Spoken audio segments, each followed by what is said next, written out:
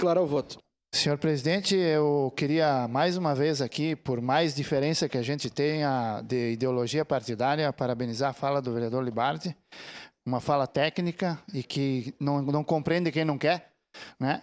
E eu queria dizer que nos entristece muito quando que a hipocrisia reina absoluta. Porque aqueles que dizem tanto que defendem o meio ambiente nunca foram lá em Vila Seca fazer um vídeo e pôr aqui no telão do esgoto que corre a céu aberto da comunidade de Vila Seca para dentro da represa das Marecas. Eu nunca vi aqueles que falam do meio ambiente, da proteção, ir lá e fazer esse vídeo e trazer aqui no telão.